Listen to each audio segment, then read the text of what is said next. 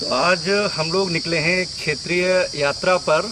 और हम चूँकि अभी गांव से आए हैं और ये रास्ता जाती है नेपाल बॉर्डर तक।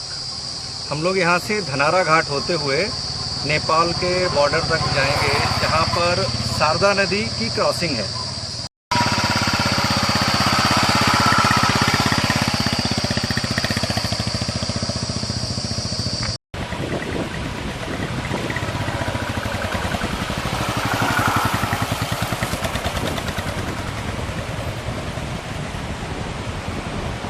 तो इस समय हम लोग आ चुके हैं धनारा घाट के रास्ते पर, मुख्य रास्ते पर। ये रास्ता जो सामने देख रहे हैं, ये सीधे पीलीभीत पूरनपुर होते हुए यहाँ आता है। और यहाँ जंगल के बीच में ये शारदा नहर है, जो जिसमें शारदा नदी का पानी आता है। और ये यहाँ से सीधे कोरों कुइयाँ होते हुए और काफ़ी आगे तक जाती है। और यही रास्ता सीधे जो है चला जाता है सीधे धनारा घाट से लेकर, या आप कहिए कि नेपाल के बॉर्डर तक ये रास्ता सीधे जाता है।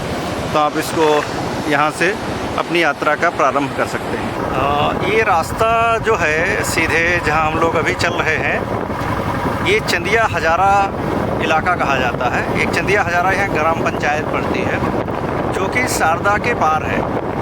तो हम लोग शारदा को क्रॉस करते हुए और नेपाल के बॉर्डर तक पहुंचेंगे।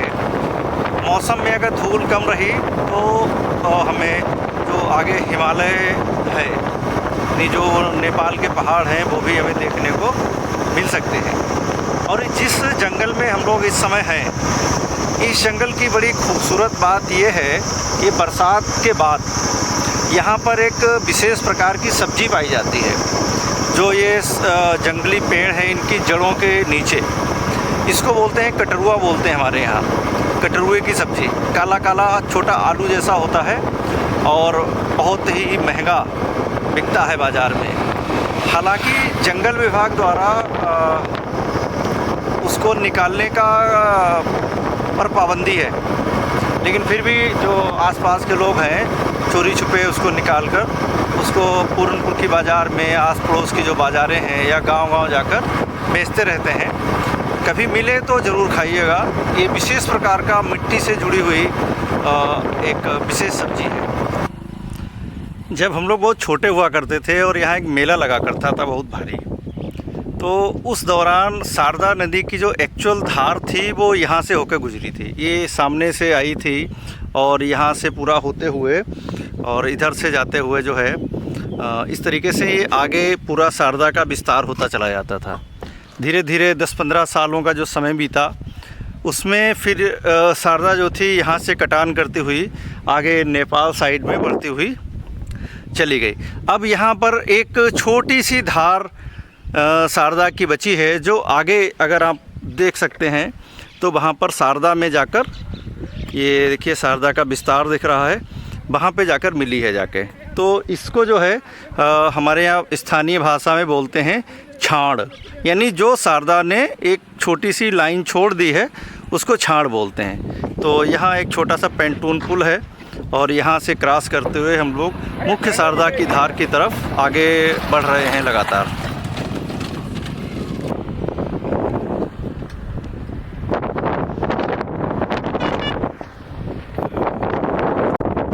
अंततः हम लोगों ने वह स्थान ढूंढ ही लिया है जो बहुत सारे लोगों का एकांत माना जाता है। सामने बहती हुई शारदा नदी है, इसके पार अगर आप थोड़ा ध्यान से देखें तो एक बैरियर दिख रहा होगा, और वो बैरियर जो है आगे नेपाल की सीमा को क्रॉस करता है आगे जाके। और यहाँ पर जंगल से करीब करीब 1 किलोमीटर की दूरी पे हम लोग हैं, और चारों तरफ रेत का भयानक वातावरण है। चारों तरफ रेत की आंधी जैसी उड़ रही है। और ठीक 1.5-2 महीने बाद जब बरसात शुरू हो जाएगी तो यहाँ पर चारों तरफ केवल पानी ही पानी दिखेगा। सीताराम बच्चा, सभी मनोकामना पूर्ण हो आपकी, जुग जुग जियो दूधो नहाओ पूतो फलो, सारी मोह माया यहाँ पर त्याग कर जाओ। ये जाल गया और ये ढेर सारी मछलियाँ जो हैं शारदा नदी की, ये भाई साहब पकड़ने आए हैं। और इन्होंने, ज़रा आप कैमरे में दिखाएंगे कितनी मछलियाँ पकड़ी हैं आपने अभी? ये देखिए, ये कौन सी मछली है ये? चाले। चाले। अच्छा, कितनी पकड़ लेते हैं दिन भर में? यही 2-4 किलो।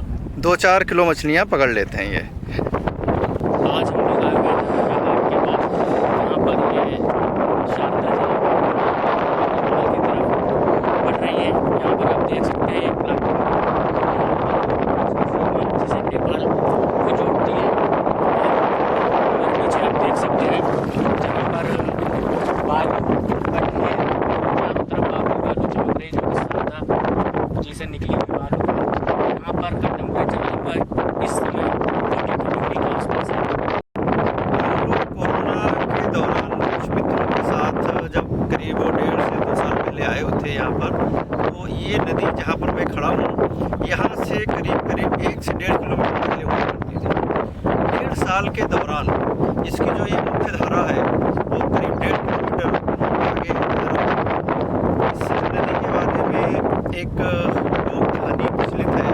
हमारी दादी सुनाया करती थी बचपन में कि 2 नदियाँ थी, एक देहुआ नदी और एक शारदा नदी।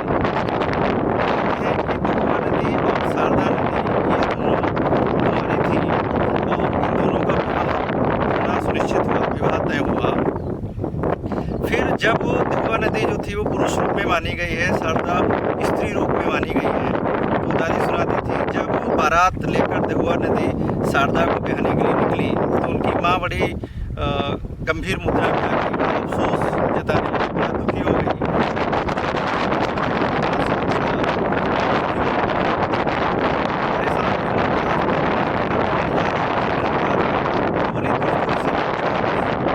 पता नहीं वो आएगी, हमारी सेवा करेगी या नहीं करेगी, हमारे साथ कैसा बर्ताव करेगी, और बहुत सारी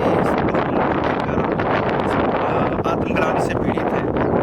तब उसी समय देहुआ ने ये निश्चय किया कि ठीक है, अगर ऐसी बात है तो हम आजीवन ब्याह नहीं करेंगे।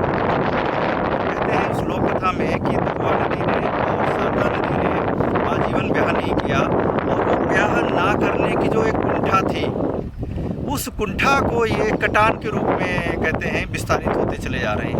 यानी इसमें जब उनको क्रोध आता है तो थोड़ा और कटान कर लेती है, और जो बस्ती वाली जगहें हैं वहाँ थोड़ा सा विनाश करती हुई चली जाती है।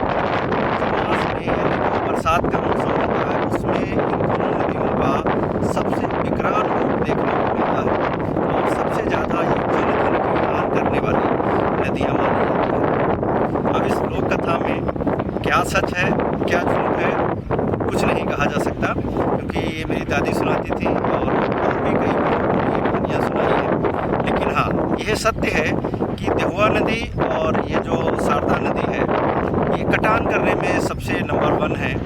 और मैं आपको बताता चलूँ, यहाँ पर करीब 20 साल पहले के आसपास जब हम लोग आया करते थे तो यहाँ से कम नहीं तो 10 किलोमीटर पहले ये नदी हुआ करती थी। आज 20 साल में 10 से 12-15 किलोमीटर ये नदी ये नेपाल साइड में बढ़ती चली जा रही है। बहुत सारे कारण हो सकते हैं, इसकी धार का कारण हो सकता है, इसके वैज्ञानिक कारण हो सकते हैं, लेकिन खैर इस बहाने हम नदी को याद कर लेते हैं, याद कर लेते हैं, या उस समय के जो बुजुर्गों ने जो बातें बताई थी उसको याद करते हुए